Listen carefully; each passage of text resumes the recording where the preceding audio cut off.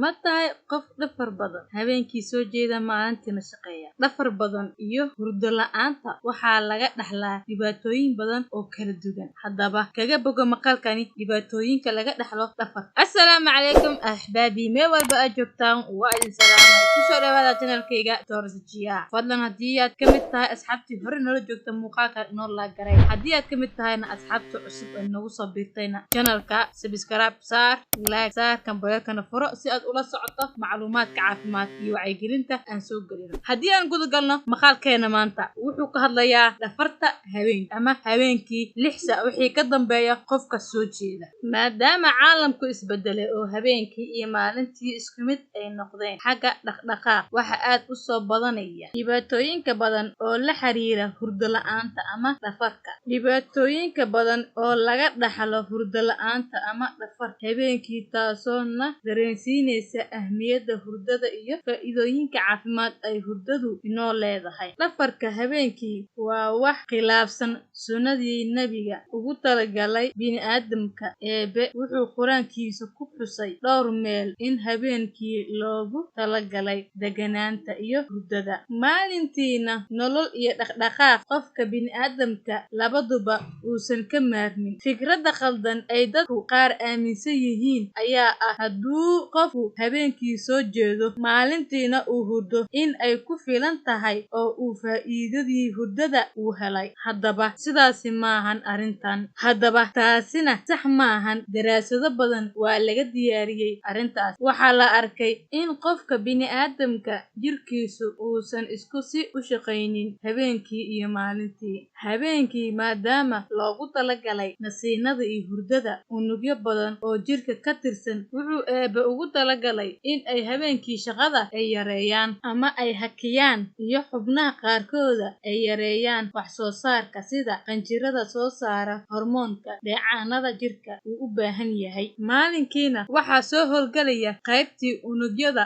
oo habeenkii soo nasatay. Haddaba dadka habeenkii shaqeeya ama dhafra waxay la kulmaan dhibaatooyin ka dhasha culayska saarista jirkooda oo u baahan lahaa xilli nasasho ah. Tani waxay dhalinaysaa dhibaato dhowr ah, waxaana ka mid ah dhibaatooyinka: hurdadu waxay kobcisaa difaaca jirka, waxay awood dheeraad ah iyo firfircooniba siisaa unugyada jirka ee Eebe ugu talagalay in ay ka hortagaan waxyaabaha jeermiska ah. Sidaasi awgeeda, dhafarta iyo hurdo la'aanta joogtada ah waxay keentaa in qofku jirkiisu uu iska difaaci kari waayo xanuunada qaarkooda.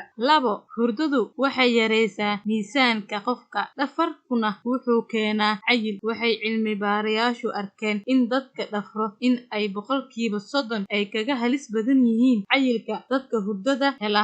Hurdadu waxay kordhisaa caafimaadka iyo dareenka maskaxda. Qofka dhafra wuxuu dareemayaa subaxii deganaansho la'aan iyo inuu si sahlan ku xanaaqo, maadaama dareemihiisu ay kacsan yihiin oo habeenkii dhan shaqo ku jiraan. Hurdadu waxay ka hortagtaa sokorta iyo dhafarka wuxuu yareeyaa hamiga kacsiga qofka. Waxaa la arkaa dadka dhafra in ay ka hami yar yihiin dadka hela hurdada habeenkii. Dhafarka muddada dheer ah wuxuu keenaa in wadne garaaca uu siyaado. Taasina waxay keentaa in cadaadiska dhiigga uu bato, taasoo culays saari karta wadnaha. Sidaas awgeeda wuxuu qof halis ugu jiri karaa xanuunada ku dhaca wadnaha. Dhafarku wuxuu rag iyo dumarba si iskugu mid ah u yareeyaa hormoonada u xil saaran taranka iyo uuraynta. Hadduu dhafarkaasi joogto u noqdo, hadduu dhafarkaasi u batane, wuxuu qofku isku bedeli doonaa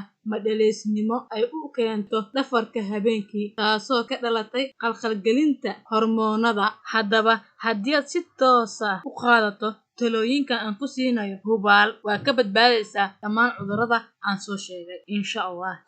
Haddii aad ka mid tahay dadka dhafro, in aad ku dadaashid sidii aad u heli lahayd hurdo kugu filan habeenkii, adigoo ka fogaanaya waxyaabaha dhafarka ku keenaya. Haddii aad shaqayso habeenkii, ku dadaal in aadan joogto ka dhigan shaqadaasi.